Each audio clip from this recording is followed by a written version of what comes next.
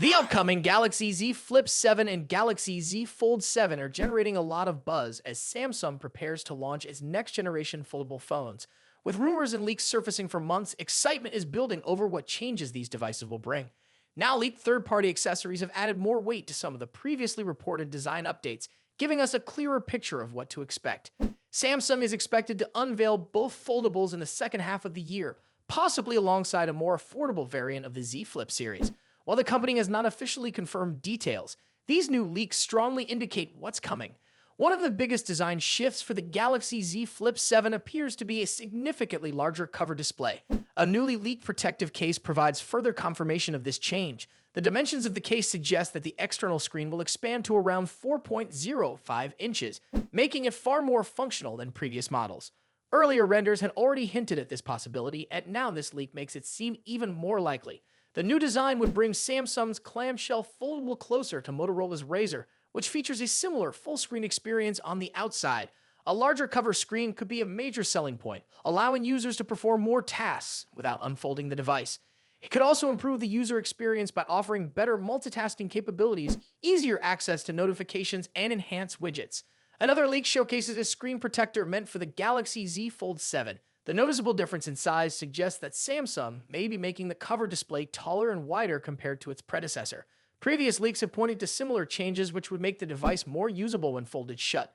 Many users rely on the outer display for quick interactions, and increasing its size could make it more convenient for messaging, browsing, and other everyday tasks. Samsung appears to be refining its foldable designs based on user feedback, focusing on improving usability without sacrificing durability.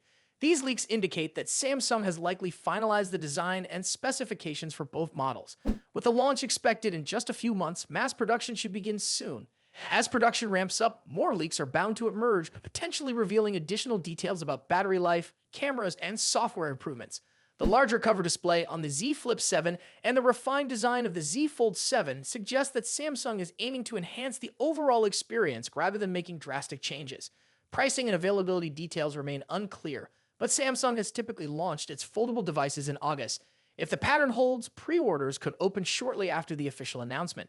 The question remains whether the company will introduce any major surprises such as new color options or exclusive features.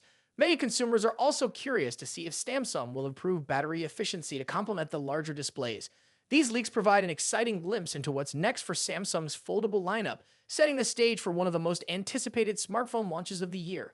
Let me know what you think about these leaks in the comments. Are you excited about the new Samsung foldables?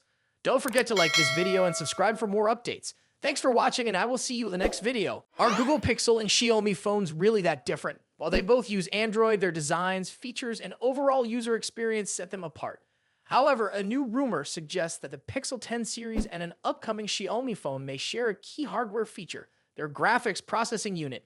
Google's Pixel 10 lineup will introduce the Tensor G5 chipset, marking a big shift away from Samsung's involvement in Tensor chips. For the first time, Google has partnered with TSMC for manufacturing, which could lead to better efficiency, power management, and overall performance. One of the most exciting changes in the Tensor G5 is its graphics processor. Unlike the Tensor G4, which featured an ARM Mali GPU from Samsung, the new chip is expected to use the Imagination Technologies DXT GPU. This move could bring major improvements to gaming, rendering, and AI-driven tasks, offering a smoother and more responsive user experience. Interestingly, this same GPU might not be exclusive to Google. A mysterious Xiaomi phone, rumored to be the 15S Pro, could also feature the Imagination Technologies DXT GPU. If true, this would mark a major departure from Xiaomi's usual reliance on Mali GPUs. The switch could mean enhanced gaming performance, better AI-driven photography, and improved overall graphics capabilities. The rumored GPU, possibly the DXT 481530 Stix, is expected to offer impressive ray tracing features, making lighting, reflections, and shadows in games look more realistic. It may also bring better power efficiency and faster rendering, allowing apps and games to run more smoothly. If Xiaomi adopts this GPU for the 15S Pro, it could signal a push toward a more performance-focused approach, targeting mobile gamers and high-end users. Leaks suggest that the Xiaomi 15S Pro could launch as early as April, possibly in the second week of the month. Some sources even claim it could debut alongside a high-end tablet, likely the 14-inch Xiaomi Pad 7 Max. While details about the device remain unclear, reports indicate that the 15S Pro will have a design similar to the Xiaomi 15 and 15 Pro. One notable difference could be the inclusion of Xiaomi's custom string processor. The device is also rumored to feature the same Leica-branded camera system as the Xiaomi 15 Pro, delivering top-tier photography and videography capabilities. If these leaks are accurate, the Xiaomi 15S Pro could become one of the company's most powerful smartphones, especially in terms of graphics performance. Meanwhile, the Pixel 10's adoption of the Imagination Technologies DXT GPU could be a game changer for Google, giving it a stronger foothold in mobile gaming and AI-driven tasks. With both Google and Xiaomi possibly using the same GPU, it will be interesting to see how each brand optimizes its performance. Will the Pixel 10 series focus on AI-powered enhancements, or will it lean into gaming? Will Xiaomi use its software expertise to further boost graphical performance? These questions make the upcoming releases even more exciting.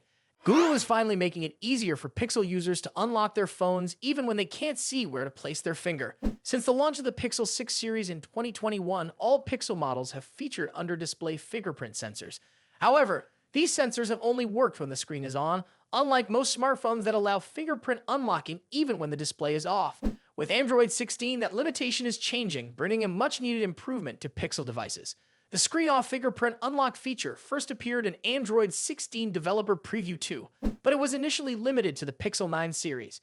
Now, with the Android 16 Beta 3 release, this feature is available for all Pixel models with an under-display fingerprint scanner. This includes the Pixel 6, Pixel 6 Pro, Pixel 6, Pixel 7, Pixel 7 Pro, Pixel 7 Up, Pixel 8, Pixel 8 Pro, Pixel 8 Up, Pixel 9, Pixel 9 Pro, Pixel 9 Pro XL, and Pixel 9a.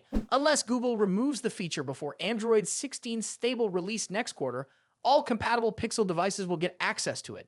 This new feature allows users to unlock their Pixel phones by simply placing a finger on the fingerprint sensor, even if the display is completely off.